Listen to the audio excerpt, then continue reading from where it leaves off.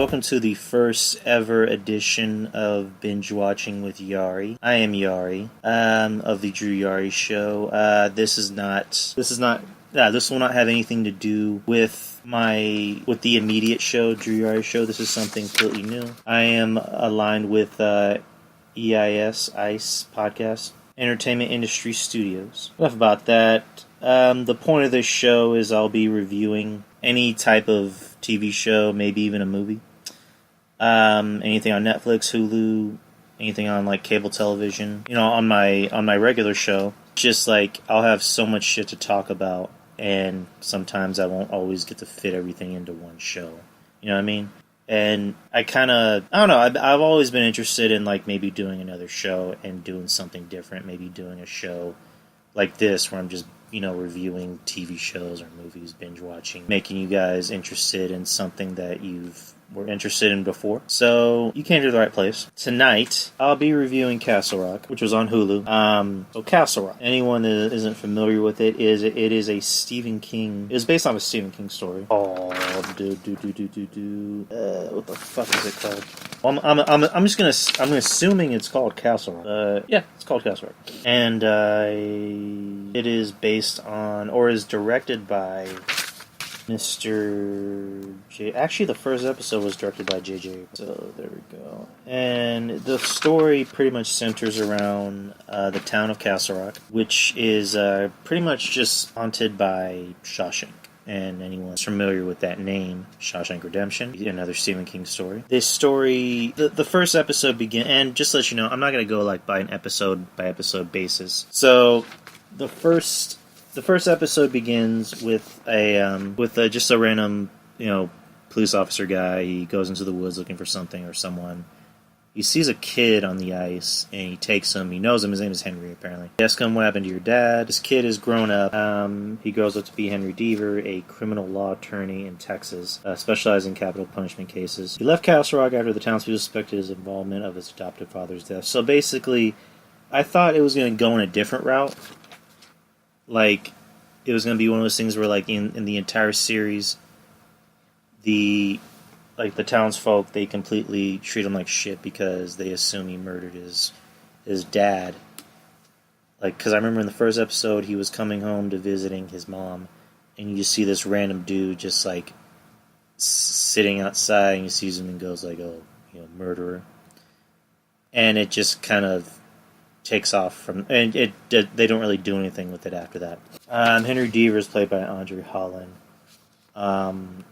Andre Holland, his resume is with American Horror Story Roanoke, where he played the I don't remember the character's name, but the whole point of Roanoke was that they were doing like three different things with it. One of them was like kind of like a paranormal witness type thing, where they would have like the actual people talking, and then they would have, you know, the actors playing the actual people, and he was supposed to be the actual person that Cuba Jr. was playing. And he was in Moonlight. That was an alright movie, I guess.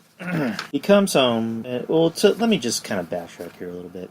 In Shawshank, there are two officers that are, I guess, one officer named Dennis is a prison guard at Shawshank, is just, I guess, randomly strolling through the prison, and he goes on kind of like a dark, closed-off part of the prison. And he sees, I guess, kind of like one of those old-school, like, bomb shelters. Goes down there to check something. He flashes his light on a shark cage, and he sees the main antagonist of the story, which is played by Bill Skarsgård, who played Pennywise the Clown. Not my Pennywise, but people seem like. He discovers him, calls him Kid. They find this kid, or this guy, and ask him who he is. Does he remember who he is? They can't even find like any fingerprint analysis on him. They don't have a clue who or what he is. And when they keep asking him for a name, he just says Henry Deaver. So they hear that name, and they decide to call Henry Deaver, who is, you know, the criminal attorney, the guy in the beginning of the show. He's currently visiting one of his clients who's about to be executed in Texas. They call him and he comes back to Castle Rock, his hometown. Visits his mom, his adopted mom, played by Sissy Spacek, who, again, another actor entrenched in Stephen King's universe. She was in Carrie. She is currently dating Scott Glenn, she's currently dating a Alan Pangborn, who was a retired former sheriff, who moves in with Ruth, and Henry didn't know about this whole time. Scott Glenn, not too familiar with his history. He was in Daredevil season 1, and I believe 2, and he was in Defenders. So he played Stick, who was Daredevil's mentor. Scott Glenn, I liked him in this show because he was just kind of like that lovable dick. He was a hard ass. He looked like someone that probably couldn't do much because he was just kind of a scrawny old white dude but at the same time, he truly loved Ruth. That relationship between him and Ruth, I actually genuinely liked, because Ruth, her whole thing was that she loved Henry so damn much, and Henry's dad was just, he was just weird. He was just a weird dude. He was this preacher that everybody knew in town and everybody respected, but when nobody knew about him, I'd say he was just kind of a wackadoo. And he would just do random things, like he would take, like he knew about Henry's condition, that Henry would hear things, like he would, I guess, hear this ringing in his ear, so he would force him to go out in the woods and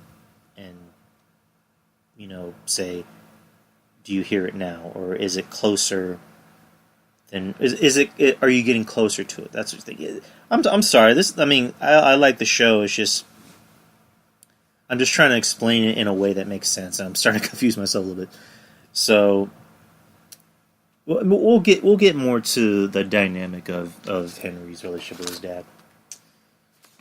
So let me move on real quick. In the beginning of the show, the warden of Shawshank Penitentiary, Dale Lacey, is apparently celebrating his last day,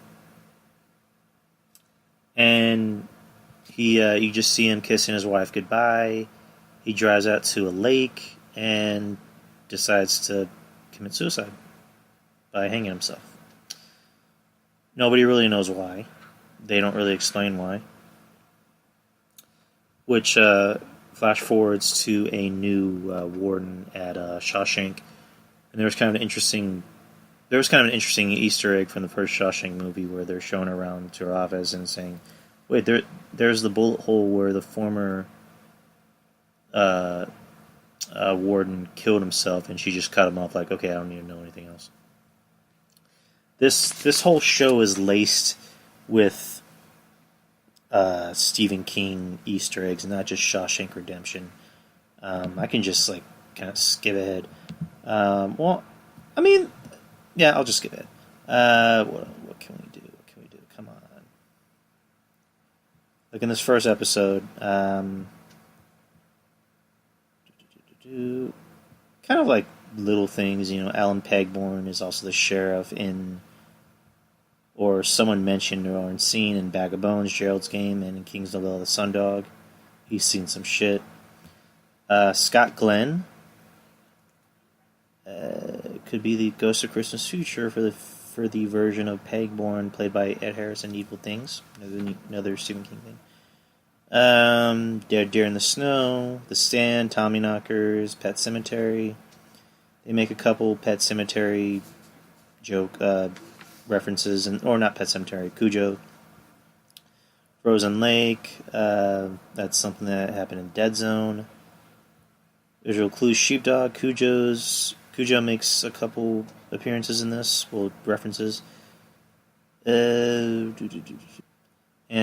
someone named Leanne. She was married to Richard Chambers. He was apparently the bully in something called The Body. Or no, in Stand By Me. Who was apparently, if that's the bully, then I believe that could be Keith or Sutton. So apparently, before it was called Sam Raimi, it was called The Body. So there you go. And then The Shining, Molly Strand pretty much has psychiatric. Well, let's get to that character real quick. Yeah. All right.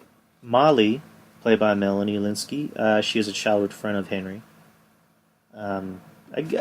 It's not really implied that they were sweethearts. It's more just like they were really good friends. And her whole deal is that she sells real estate, but she possesses the ability to read minds and feel the same emotions others are experiencing. So, for example, like, kind of, skipping forward, Henry's father, he was on life support. They found him and they came back, and she somehow is able to, I guess, project her mind or project herself in Henry and end up pulling the plug on Henry's father's life support. So, and I guess it's implied that she has, the shining of some sort. So there's that. And but skipping forward, I'm just going all over the place with this. Again, I'm not gonna make this an episode by episode thing. I'm just kind of reviewing the show as a whole. Another Shining reference. Jane Levy plays Diane Jackson Torrance. I believe Jane Levy was in Don't Breathe. There was kind of and if you know his name, Torrance, Jack Torrance, because there's a scene later in the show where she's talking to Bill Skarsgård's character, and she's saying, I'm a writer, and I had an uncle that was a writer, and then he hacked his family in a ski resort with an axe. So I decided to take on his last name to piss people off, and there you go. She's Diane Jackie Torrance. Let's see who else is in the show. But yeah, what happens is that this guy, Bill Skarsgård's character, just seems like as soon as they find him, it just opens up the floodgates to fuck shit up, and not just Shawshank. It starts in Shawshank, and then it leads to the town of Castle Rock. Because eventually, Andre Holland's character wants to represent him. He wants to get him out. He wants to testify. He wants him to testify against Lacey, and the prison guard wants to testify too. They're not sure if they should. They're kind of pressured into taking this plea deal where the kid can leave, but they still want to see justice. Literally one day, the prison guard, whose name escapes me at the moment, Dennis, he just literally snaps and takes his gun and decides to kill literally everybody in the prison. I don't believe he kills the prisoners. He kills the guards. And while that's happening, Henry is sitting in the warden's office. Dennis comes in, tells him, I want to testify, and then that's when SWAT comes in and kills Dennis. So that kind of is going along with the narrative that this kid he's not just any normal human being, he's something else. Alan makes the distinction of, you're a fucking demon. I don't know what the fuck you are. Years ago when I saw Lacey, when I saw you in Lacey's trunk, you look the same that you are now. You haven't aged a fucking day. I don't know what you are. And again, this is a very hard show to follow. It's very entertaining, but they're just, you have to really pay attention in this show. Moving on. What else?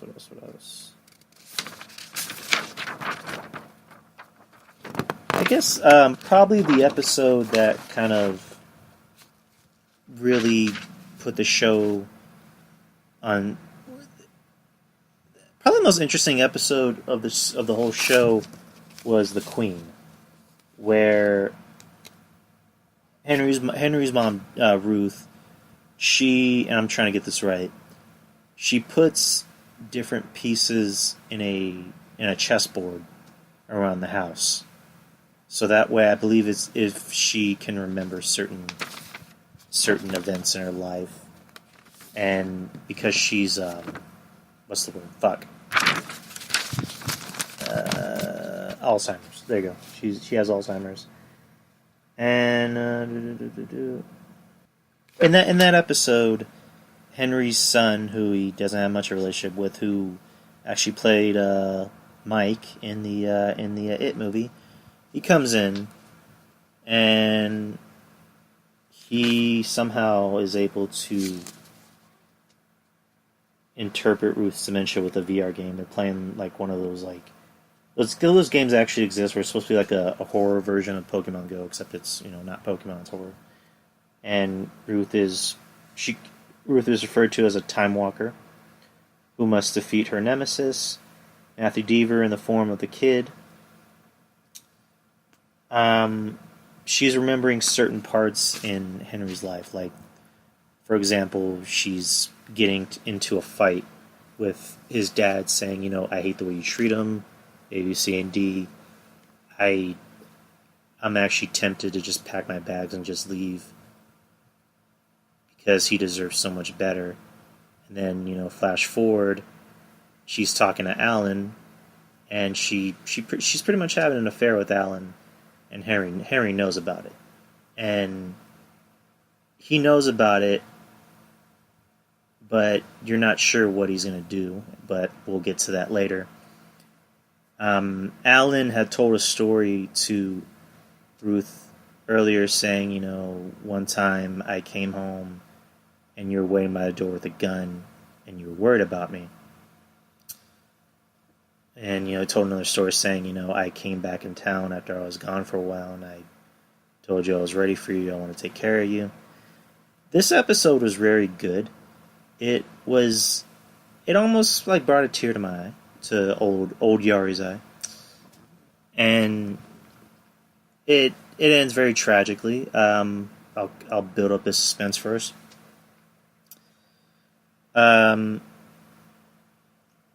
Henry's son, he comes home. Well, before that, Ruth is by herself because the kid tells Alan to go find something. He doesn't really specify what. He just says to go find something and it'll aid your crusade. Because earlier he says, it's already begun. He doesn't really say what it is, he just says it has already begun. And Henry leaves to go meet up with some weird dudes in an RV to kind of discover the basis of his power. And one of them is deaf, and the other guy is Kieran Culkin. And the other guy dies. And you don't really find out how it happened or who did what. Yeah, anyways, that's not really important. Ruth is by herself, and all of a sudden the kid comes in. And again, the theory before you get the big reveal of who he is the theory is that, could he be a reincarnation of Henry's dad, like a younger version of Henry's dad? He comes in, and I gotta say about Bill Skarsgård, he is more menacing and more creepy in this show than he was in It. I didn't hate It. I just didn't like him as Pennywise. I thought him as Pennywise, he was kind of goofy. And the whole thing with his teeth and the whole thing with the drooling, I didn't really think it was scary at all. I just thought it was kind of stupid. In this show, there are just some points in it where he's just kind of staring at you and he just looks so menacing and creepy without makeup. Like, Bill Skarsgård is a very good actor. Like, I only see him in a few things. I watched, I did watch Hemlock Grove for a bit. And then It, of course, and he was in Deadpool for like 5 minutes. But in this, I think this is probably his best acting. Like, he didn't even say that much. But so yeah, he's in the house alone with Ruth, and then that's when Henry's son comes over and he sees this guy. He sees the kid, and he tells her, "Grandma, I don't want you alone with this dude." So Ruth tells him, here's some money. I want you to go to the mall, go buy something, and then do not come back here until sunrise. So he leaves, and they dance. They dance for a bit. It's kind of weird, and she tries to run. She tries to find the gun. She tries to find the gun and the bullets. She can't find the bullets at first. She just finds the gun, and she tries to hide from the kid, and she goes behind the shower curtain. He finds her, and she already has a knife on her, and she stabs him in the hand. Runs away. She realizes where the bullets are due to certain memory triggers, and she thinks that he's after her. And I think she got hit on the head. I believe as she was finding the bullet, she hit herself on the head because she was her vision was starting to get a little woozy. Someone comes in, she shoots him, and it turns out to be Alan, which is oh, come on. You're going to kill, probably the second most interesting character on the show. She shoots him, and then at the end, I don't know if you guys ever seen Alien. Not Alien. Fuck. What is that fucking movie? Arrival. It plays a song that played at the end of Arrival, where where they just show a scene where he comes back, and I'm trying to pull it up right now. Yeah, it basically just kind of recreates an old memory for them. That he comes back and says, I decided to come back. I miss you. I loved you. Again, I'm a big sap when it comes to those romantic type didgeridoos. So yeah, Alan's dead, unfortunately. To me, that brings in the most unlikable character, which is the sheriff who has a vendetta against Henry. Henry comes home to his son and to his mom, and this fucking cunt sheriff is saying, ever since you came back, you brought nothing but trouble. This has been a complete fucking shitstorm. And it's not Henry, it's the kid. So, and just the reason why she used to be so cunny about it, that's what pisses me off. I'm glad she dies later on in the series. That's a spoiler. What happens after that?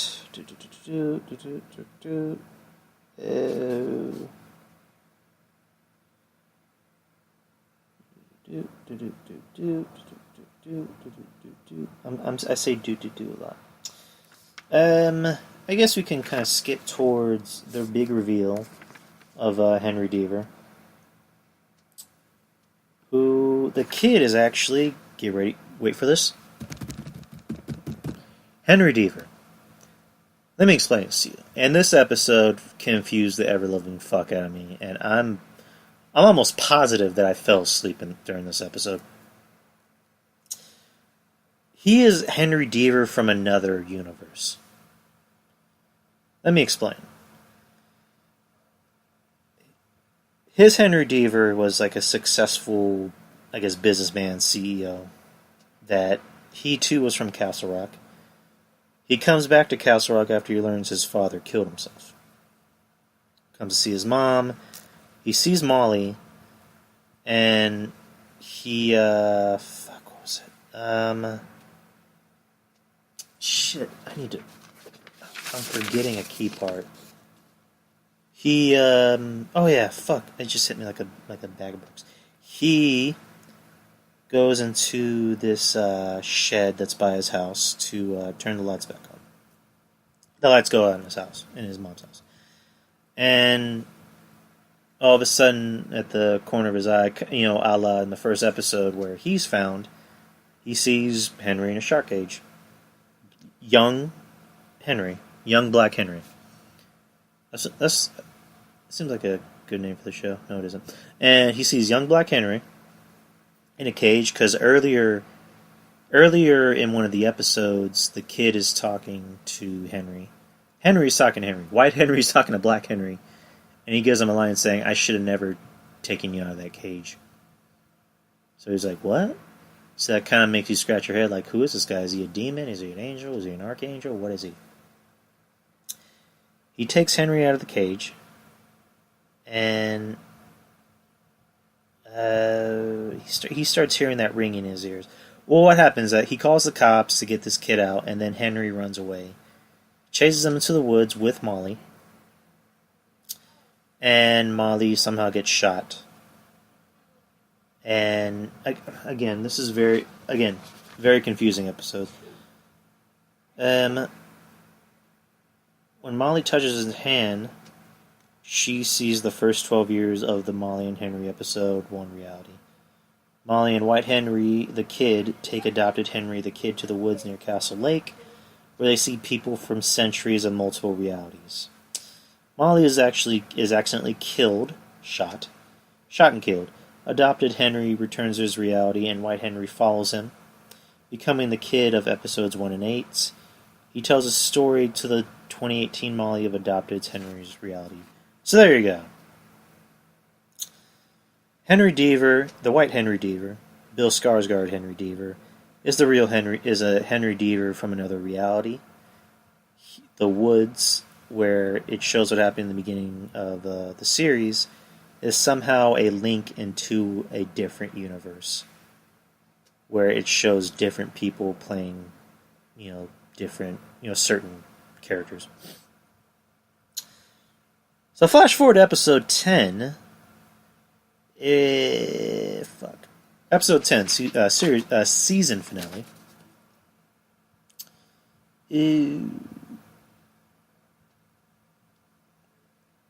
Basically, what's it called? Black Henry, gets arrested.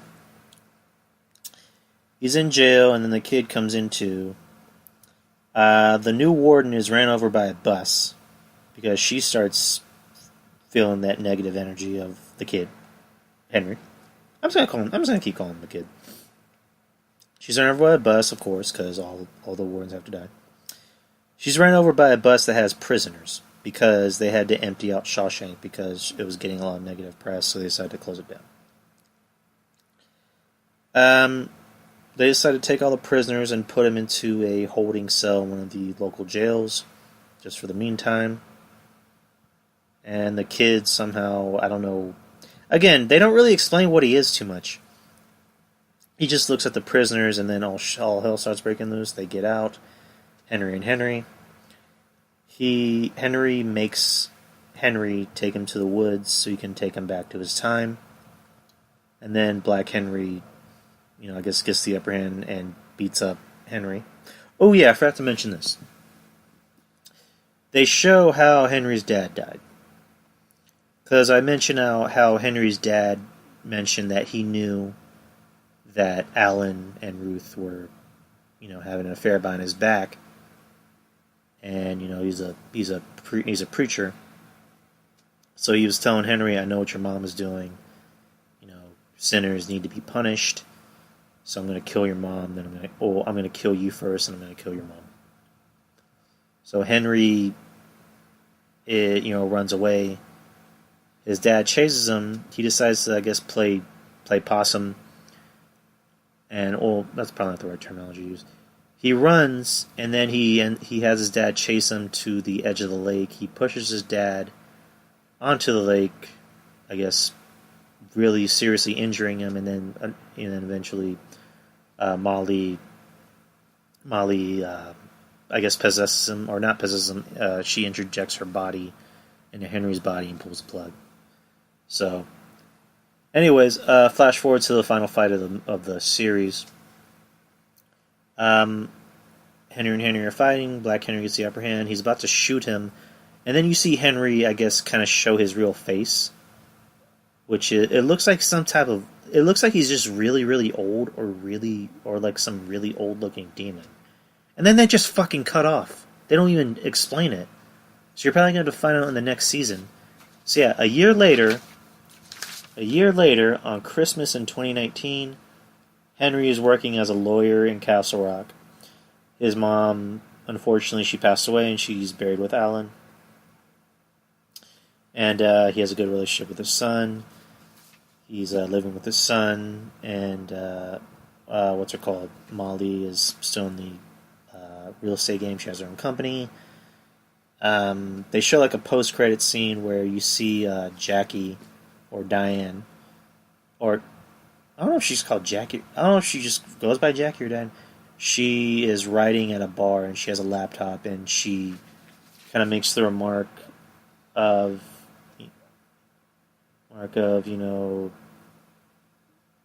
maybe she should do some research on her family's axe-killing history at the Overlook.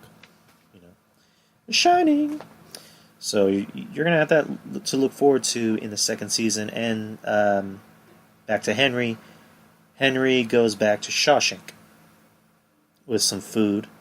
You don't know what he's doing. He goes back into the place where the kid was discovered. The kid is locked into the cage again.